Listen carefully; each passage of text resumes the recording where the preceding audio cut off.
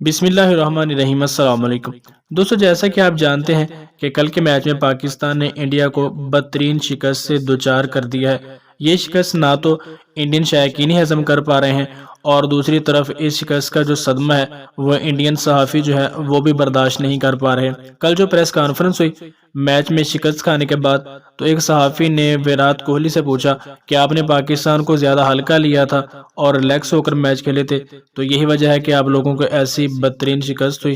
तो इसके जवाब में विराट कोहली गुस्से में आ गए। तो उन्होंने कहा कि आपको किसने कह दिया कि हमने पाकिस्तान को हल्का लिया या पाकिस्तान अच्छी टीम नहीं है। उन्होंने कहा कि अगर ऐसी ही बात है तो आप आ जाओ किट करके और आप मैदान में आकर खेल लो और आपको पता चले कि मैच का प्रेशर कितना होता है। उन्होंने कहा कि पाकिस्तान एक बेहतरीन टीम है, कोई भी टीम पाकिस्तान को हल्का नहीं ले सकती और पाकिस्तानी टीम एक ऐसी टीम है वो जब चाहे जिस वक्त चाहे किसी भी टीम को शिकस्त से दो चार कर सकती है। तो दोस्तों, बहुत सी बातें होती थी पाकिस्तानी टीम के बारे में और इंडियन मीडिया ये बकवास करता था कि बाप बाप ही होता है, बेटा बेटा ही होता है। लेकिन पाकिस्तान ने पहले भी ये साबित किया चैंपियन ट्रॉफी में इंडिया को चारों शान जीत करके कि बाप हमेशा बाप ही रहता है और बाप का किरदार पाकिस्तान ही करेगा।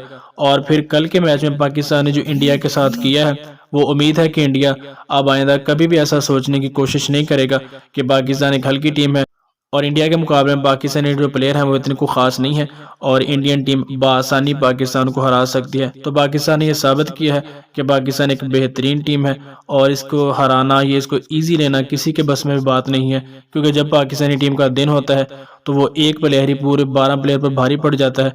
जिस तरह की परफॉर्मेंस कल बाबर आजम और मोहम्मद रिजवान ने दी है और इंडिया को 10 विकेटों की बदतरीन शिकस्त से दो चार कर दिया है।